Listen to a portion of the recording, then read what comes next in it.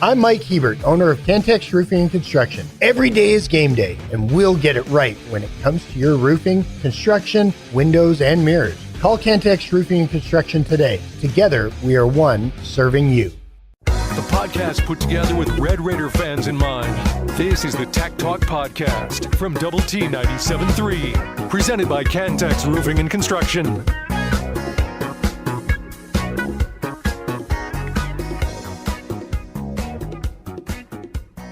Some secrets should stay in the dark, but we share everything. What is your favorite thing to do or play outside? Day drink.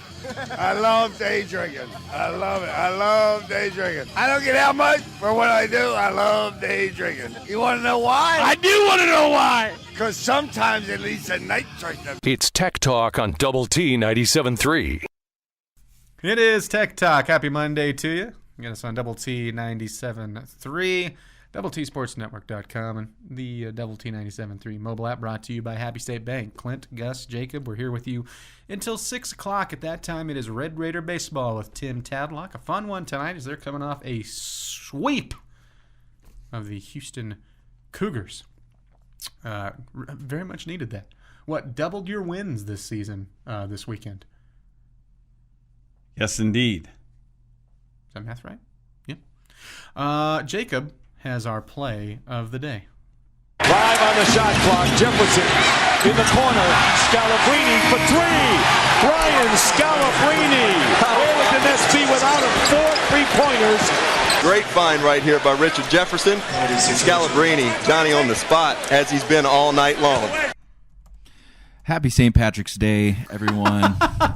For my play of the day, I chose my favorite sports redhead, the White Mamba himself. I actually have a shirt that's just red, and it has Brian Scalabrine's, his upper torso, and it says the White Mamba. So, 2004 NBA playoffs, New Jersey Nets versus the bad boys of the Detroit Pistons.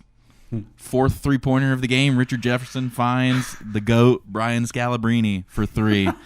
Shout out all the redheads out there. I didn't know what, because I love Scalabrine. Big White Mamba fan. He was in on the Twitter sphere this past weekend. This is not the first time he's done this, but this was a very loud one where he was invited. He didn't just like walk up. It was like playing one-on-one with a guy and shouted, "I'm closer to LeBron than you are to me," which was because at this point this is also older. What, in his high 40s, maybe low 50s, Scalabrine. Also already a guy that in the NBA was not moving around as fast or didn't look as athletic as other guys, and him shouting that at a regular person was just fantastic. But he's done that before. Like, there's been videos of him playing one-on-one with just Joe Schmoes, because he was the punchline for a long time. But, yeah. I like why 46. He played it. Yeah, there you go, 46. Good play. This on the Yates Flooring Center chat line. Provo to Orlando is 2,400 miles. Tucson to Morgantown is about 2,100 miles driving. Yes. There you go. Yeah. To Leprechaun, Bobby Hot Dog said a pre-Friends Jennifer Aniston was in that movie. Truth. Wow. Mm-hmm. Okay. Jay said, "Oh my, that thing is scary." To the Leprechaun on the chat line. This on the chat line. I love Texas basketball this year. They lost even more than usual. Well, it's probably not the worst thing to have them not be Rick Barnes level good.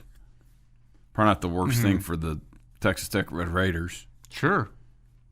And that may be true across a number of fronts, because when they're less well organized, pick your sport, but certainly, football, basketball, baseball, that kind of stuff, it probably opens the door. It's an in-state competitor. Yeah, but it probably opens the door for some recruiting and things exactly. that may not exist, because when they're really, really, really rolling, especially if A&M's right there with them and really, really, really rolling. Those two can take a lot of the oxygen out of the state, just in terms of the the acquiring talent and that kind of stuff. The strange thing though with Texas, and I'm really looking at, speaking of Rick Barnes, post Rick Barnes Texas basketball, they've had no shortage, especially they've dominated of getting NBA caliber bigs on campus. And just NBA talent and top-tier talent. The rosters have, maybe not year in, year out, but they've had some years where they've been absolutely loaded and, in my eyes, have squandered it for the most part.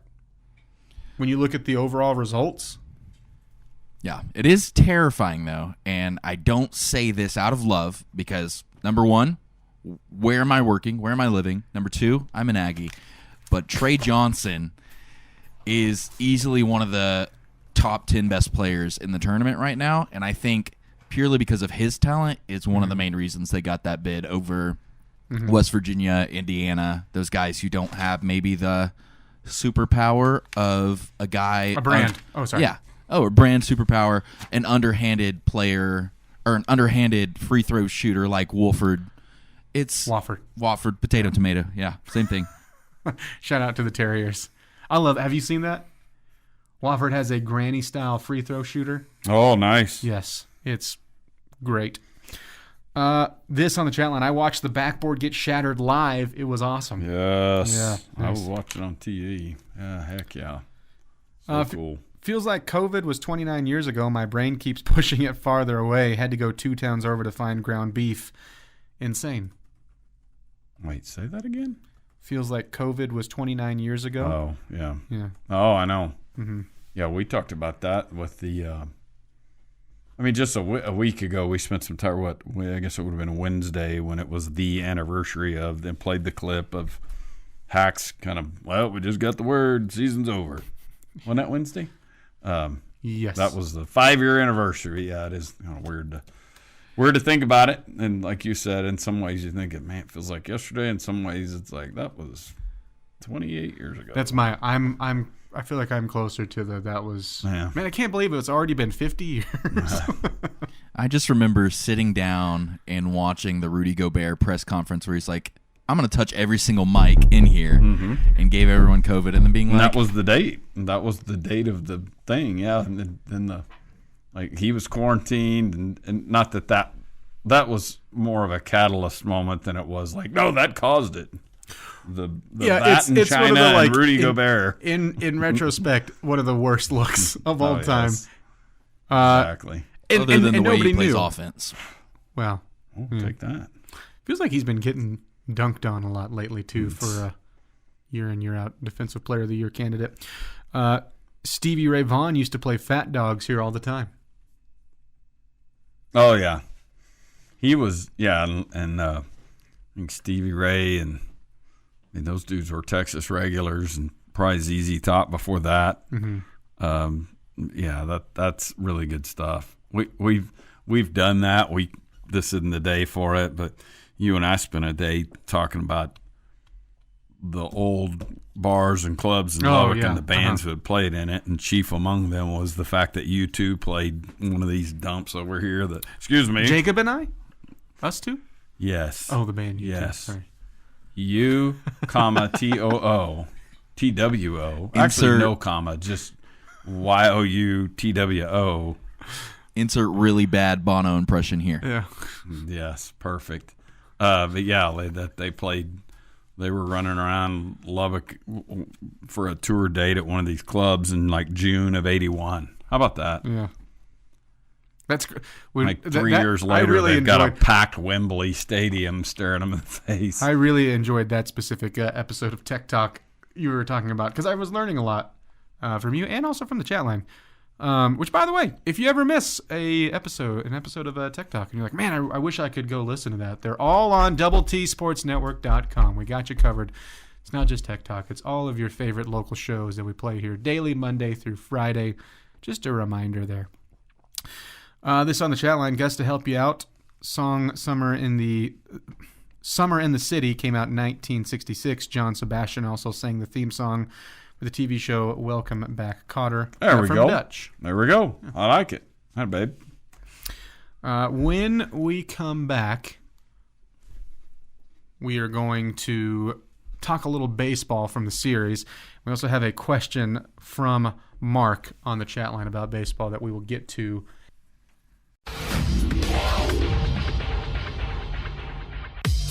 It's every Red Raiders' favorite podcast. This is the Tech Talk Podcast from Double T 97.3, presented by Cantex Roofing and Construction. Solving life's mysteries one at a time. You know how like you dance in the locker room after the game? Go ahead and dance, all right? Because this winning thing's hard. So when you dance. When you get your chance, yes, you put on Clint's favorite Shania Twain song and find someone to slow dance with, all right? And then you throw a trash can at his head. Both versions of the entire Up album, the green one and the red one. This is Tech Talk on Double T 97.3. It is Tech Talk here on Double T 97.3, DoubleTSportsNetwork.com, the Double T 97.3 mobile app, brought to you by Happy State Bank. Clint Scott, Dr. Mike Gustafson, Jacob Beatles behind the glass taking care of us. Hit us up on the Yates Flooring Center chat line, thoughts, comments, questions, all of that, welcome there. Gus, we have our full 68-team tournament field, and if you didn't already think there was going to be expansion to it in some way, my thinking is we just had that confirmed with what happened with the field. There's certainly some things that I'm annoyed with. Individually, you're always going to be annoyed with something. So-and-so got left out, so-and-so got in, win more games or whatever back and forth you're going to have there. Huge story of this is both North Carolina and Texas. North Carolina, I think drawing more of the anger. Personally, I think it should be Texas that's drawing that in Oklahoma, but North Carolina was the big conversation piece when you have a pretty big member of the university on the committee, even though he said several times, "Hey, I wasn't in the room. I wasn't in the room. We used new metrics, and I wasn't in the room. Had nothing to do with it." But I thought overall you've got a great field this year. I think with some and by that I mean some really interesting story-driven first round matchups. I mean, in your side of the bracket alone, on a drop down there in the West, where you've got Calipari, Self, and Patino in 3 of the 4 teams. Calipari and Patino in the same bracket in the tournament. By the way, Omaha, they're still jumping on trash cans. That's really, really interesting. You've got, when they were doing the CBS, well, I guess it's all on CBS. When they were doing the tournament reveal, was it Seth Davis? I don't know how many times he said, every single time they revealed a 13 or a 12 seed, he's like, "Yep, that's an upset right there." Give me High Point, give me McNeese, back to back. We're both going to win. We're going to have a double-digit seed in the Sweet 16. He said every round. He's like, as soon as they started with UC San Diego, he's like, "That's my upset pick." And I was like, well, hold on. Is that going to be the only one? Sure enough, that wasn't the only one, because then you got the next reveal, Yale's going to beat Texas A&M. So I think overall the field's great, but there's obviously some things that I find just annoying about it. But it's going to happen every single year. It just happens to be a huge brand this year that is a big story from it with North Carolina. Yeah, 2 huge brands with them in Texas, and yeah. I think we had, 2 Mountain West and the West Coast Conference were the only 2 to have an at-large. Only 2 mid-majors that have an at-large. Isn't that right? You think about that, dude. Statistically, that should be right. That's a... right, because St. Mary's would be the at-large in what's... Right. San Diego State there for the Mountain West? Yeah. Who's in that first 4? Or whichever one it was between Colorado State and San Diego State. San Diego State was in the first 4. Colorado State won the Mountain West Championship. They won the tournament? Yeah. Okay, there we go. Yeah. we're very interesting. Still, the whole thing. I mean, just it's funny because I remember criticism.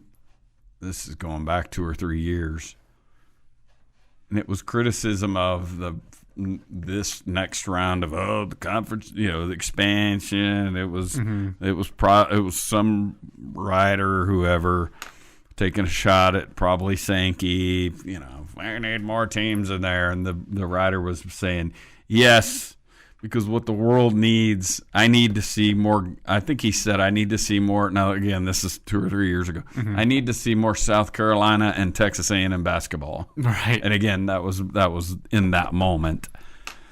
But it is kind of the idea that, hey, what we're getting out of this is going to be, it's going to be less of the Cinderellas, right? Mm-hmm. And more of, more 6 and 12 Power 4 teams. And you know what? And if you line them up and play the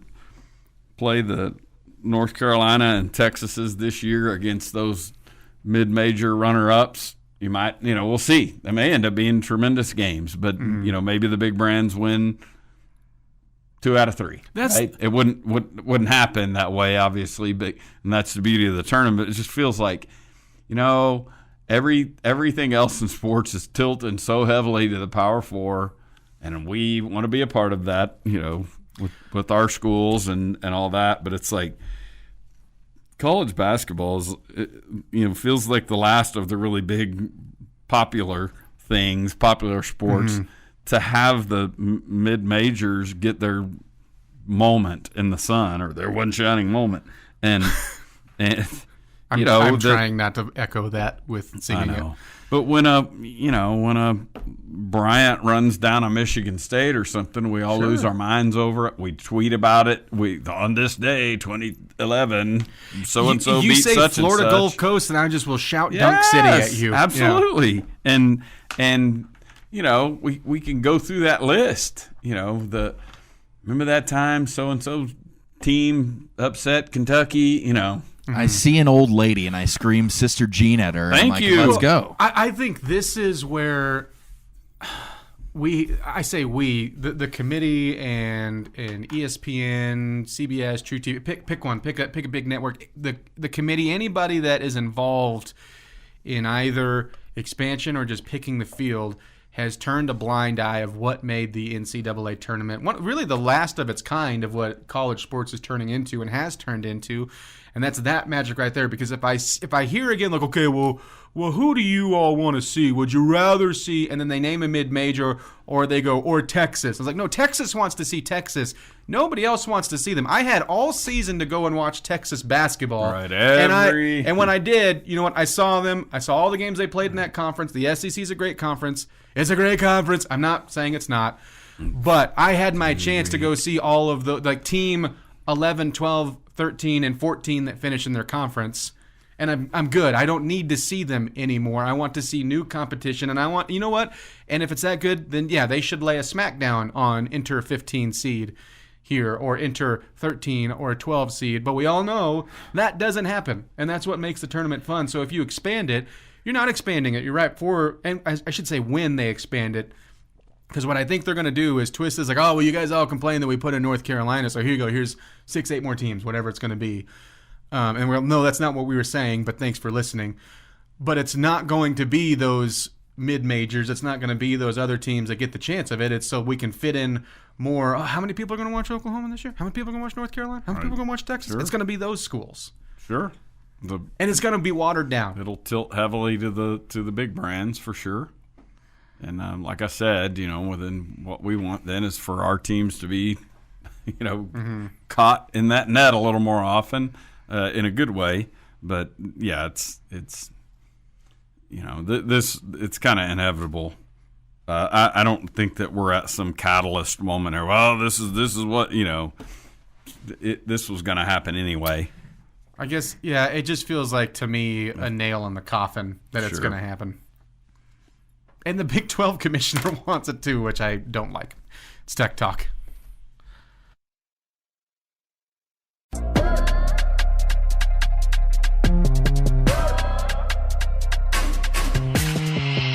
podcast put together with Red Raider fans in mind. This is the Tech Talk Podcast from Double T 97.3, presented by Cantex Roofing and Construction.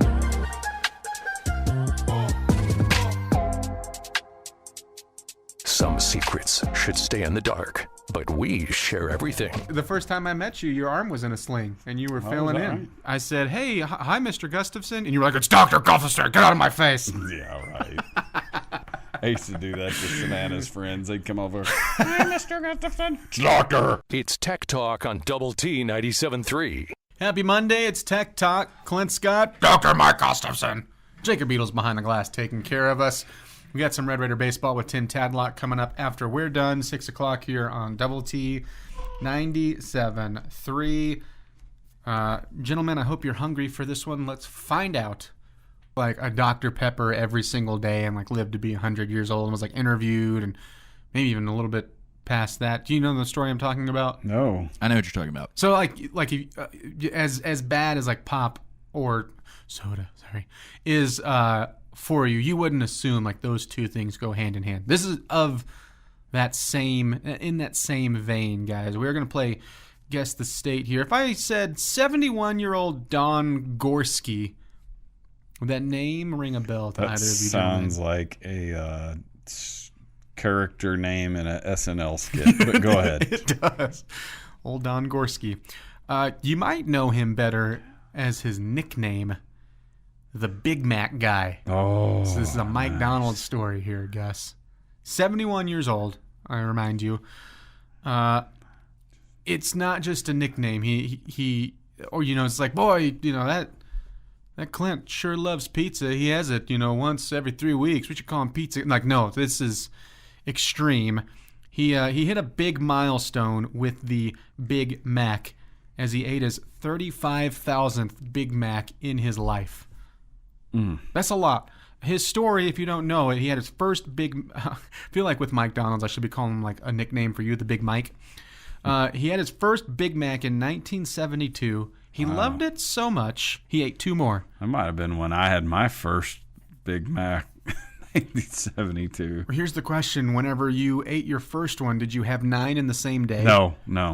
Because our boy Don did. He had 9 that first day after he tried it. Just kept getting more and more.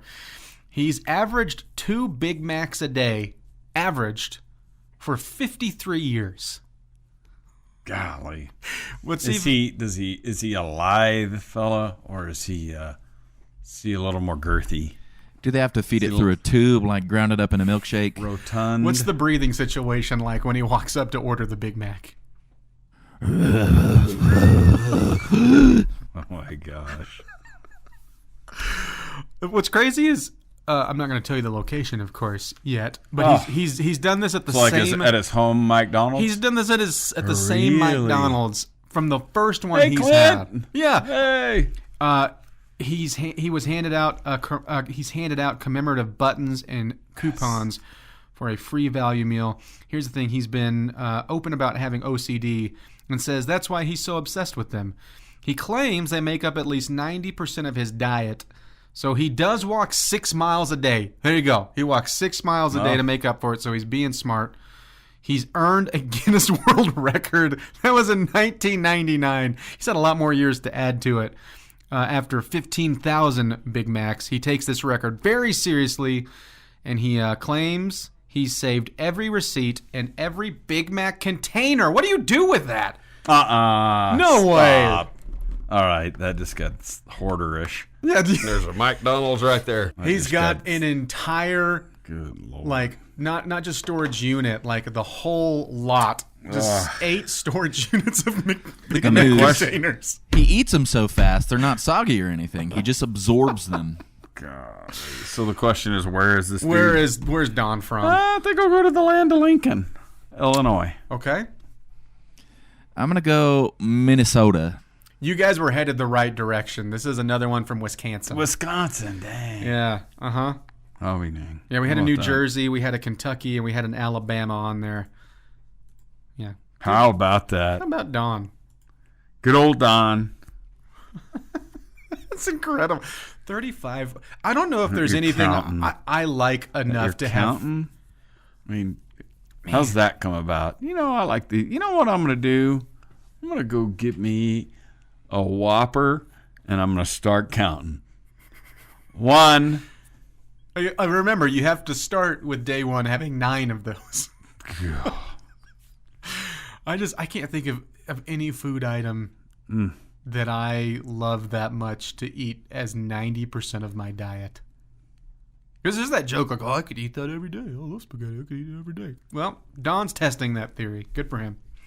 Also good for him that he's had that many Big Macs and has lived to 71. It seems like he's kicking, and who knows? Maybe here in 10 years we'll talk about him again.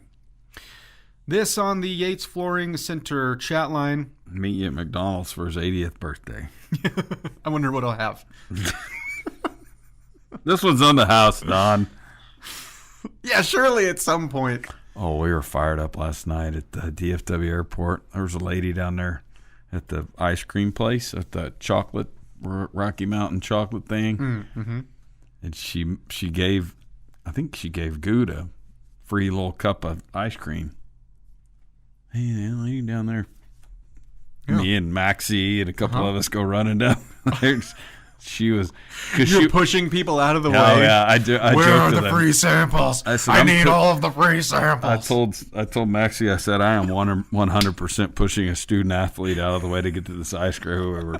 Hey, how'd Booty get hurt? He was in the way of Gus clocking him. Exactly. 100%. Maxie, get out of the way. But it's 100% of one of those things that you would... everybody would only be doing at 3-0 on the weekend. You know what I mean? Yeah, sure. Like the happy flight, the proverbial hashtag happy flight. And but the lady was taking her because it was a brand new big old tub of ice cream, and it was like scooping this tabletop, and so it was taking her a long time. And she was, you know what? Here, take this. And so she felt bad.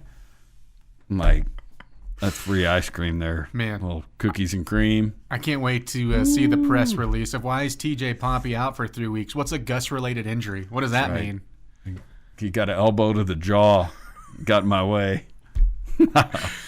Rule number 1, you never stand in the way of Gus and free ice cream. Maxie's limping today. It could be that he caught 3 days in a row, or...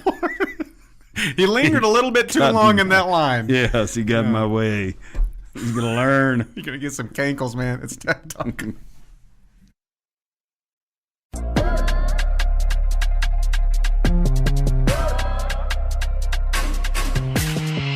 The podcast put together with Red Raider fans in mind. This is the Tech Talk Podcast from Double T 97.3. Presented by Cantex Roofing and Construction. Solving life's mysteries one at a time. What's that? Playoffs? Don't talk about it. Playoffs? You kidding me? Playoffs? I just hope we can win a game. This is Tech Talk on Double T 97.3. I don't know how I feel about it. You were telling me about this. The Rebel, since it's been a David Bowie day. I guess a legal rip of that riff. Mm-hmm. Yeah, the story I heard, and that's like from a year ago. Is that your Bobby Moynihan? You know what I heard? Yeah, that's great. That Poolfinder said, "Good God, frat boy country." Oh, 100% Nashville stuff. Yeah, but I heard that song one time because that would be the kind of stuff like I'll be vaguely familiar with like the whatever you'd call it, the top. Country top 40, whatever that is, Nashville stuff. Because that Dana will listen to the car or whatever. Griff's. And so I'm not too deep divey on any of that stuff. But that song, I've heard it, and I'm like, I recognize that song. What's it's kind of this, and I couldn't pin it, and I don't remember if I stumbled across it or if it hit me one day or I read about it, whatever. But that. Evidently, his label, and this is a country, very Nashville artist, Chris Young. Okay, I was going to say, excuse my ignorance. That's I me didn't too. even know who it was. I had to look. Cheater. His label it's somewhere along the way has acquired the rights to Bowie's. What do you call that? A songbook? Is it a songbook? Just their catalog. Catalog. There it is. Bingo.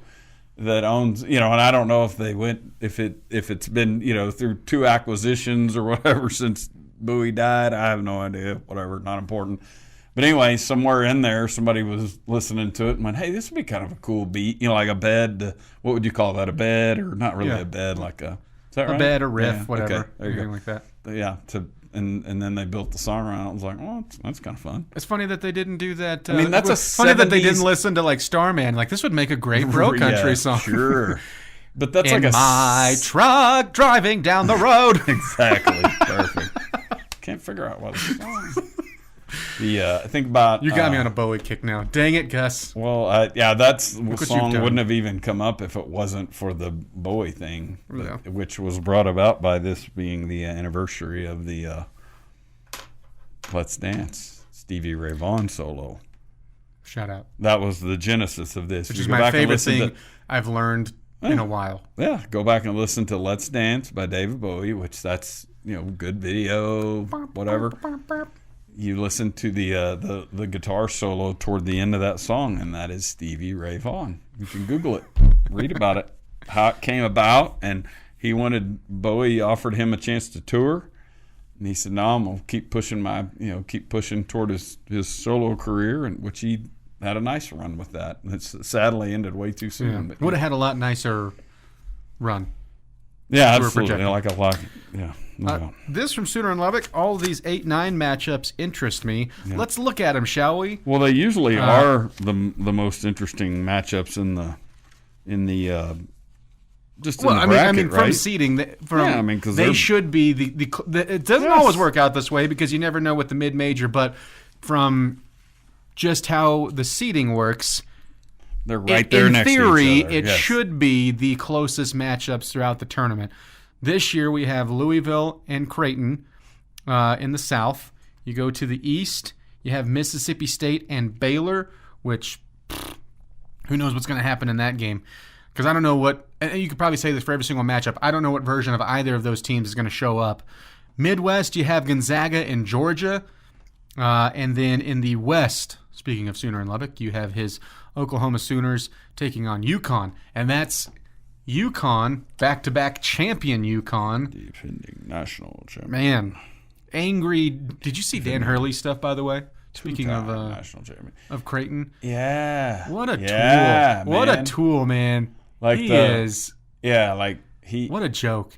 Take your whooping, dude. Yeah, well, so if you missed this, Hurley's crazy. Don't get me wrong. He's a phenomenal basketball coach. I watched this segment on 60 Minutes, 2 Sundays ago? Because it wasn't last night, but yeah.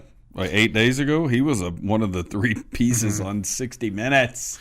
So he's when they're at Creighton, he's showing like the rings to like a student section, being very they're just non. Yeah, they're chirping him. He's just being Danny Hurley and being cocky and being loud and everything that if he wasn't that way wouldn't be as special. Yeah, you said Danny. That's my bad, Dan. I'm thinking of Bobby Hurley, Danny. Anyways, so in the Big East tournament, late in their game against Creighton, when it's over, you have a runaway dunk. It's a flashy dunk. It's unnecessary. Sure. I'm going to show it to you. And then he's crying about it. That's where it's like, if it was another coach, like if this was, I don't know, pick anybody else in the Big East right now, and be like, yeah, that wasn't a great look from the other team. But like, you just did this in their home gym a month ago. Cry me a river. Oh, 100%, dude. That is just karma swinging your way right there. Mm-hmm. Take your whooping, use it to fuel your team, but just, dude, that guy, and because he's obviously very good and he's got highly successful, and he's this other interesting piece to the Hurley family. Basketball family lore, right? Mm-hmm. One of the most successful high school coaches in the history of the wide world, and then brother Bobby that won natties and NBA Mm-hmm. time was the player of the 3, and then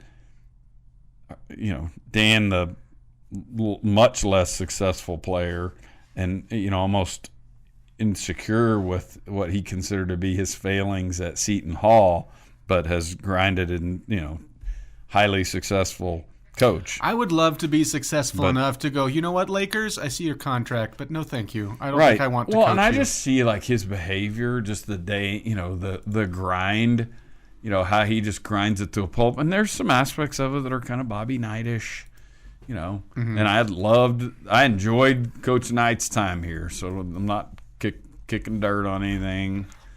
I just like his... But how the behavior can be just over the top and all that. Psycho. Yes, like this that a switch will flip. And I'm thinking, hey, if he had taken that Lakers job, holy Moses!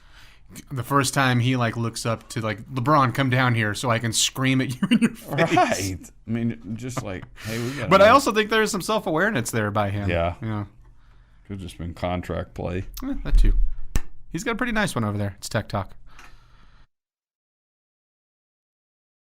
The podcast that finishes your workday in a very Red Raider way. This is the Tech Talk Podcast from Double T 97.3, presented by Cantex Roofing and Construction.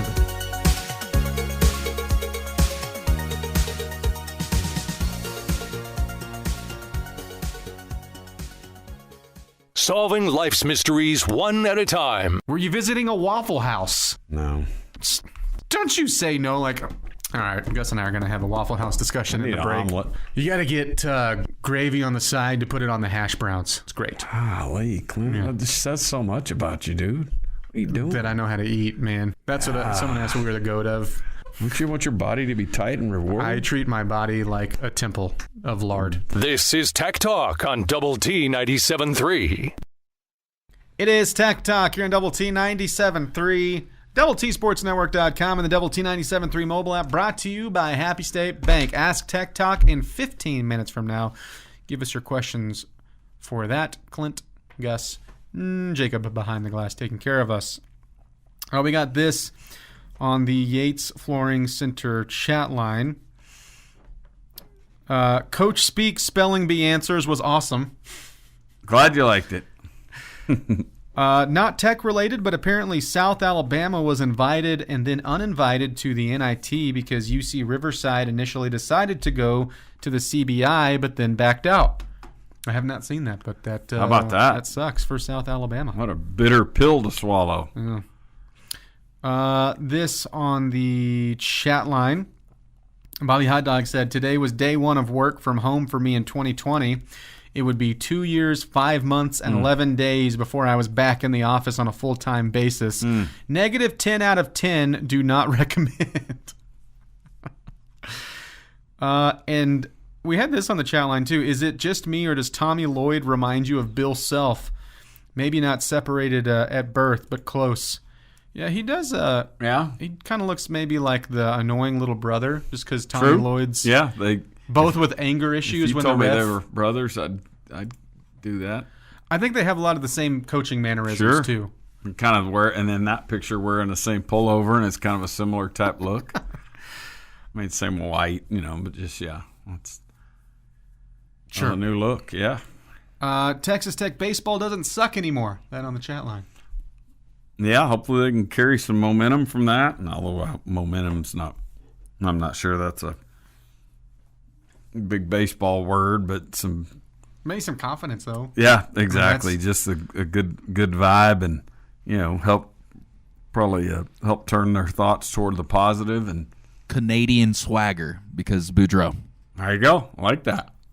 And Boudreaux was the only of the three starters was the only one that wasn't as sharp as the other two, and so What did you think of Boudreaux's first weekend start? He fought his breaking ball command.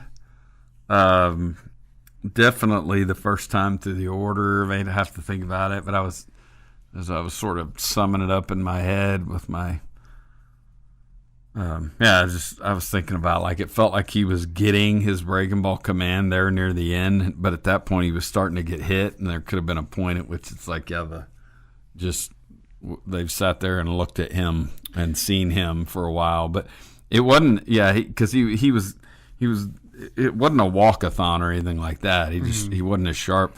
Like the pace And really, I'm saying the pace, but the pace was a product of the success, I thought, like that swagger and that clip you and I talked about. Sure. But he was commanding at least both of his breaking balls and his and his fastball, and I think he uses his changeup a little bit to a lesser extent, and I think he was throwing that for a strike against UCSD, and so that sort of zip that he had, that was just every inning. It was just he was that 3-point shooter that just can't miss, and so he didn't have that this time. And so they got a little more contact on him, and he was a part of that. The only really, really crooked number, ugly inning that they gave up all weekend was that 6. It was 11-2, and then it was 11-8. And to their credit, I guess there wasn't a big old ugly, 1-out error or 2-out error, and then 2 walks behind it, and the whole crumbling that we had seen.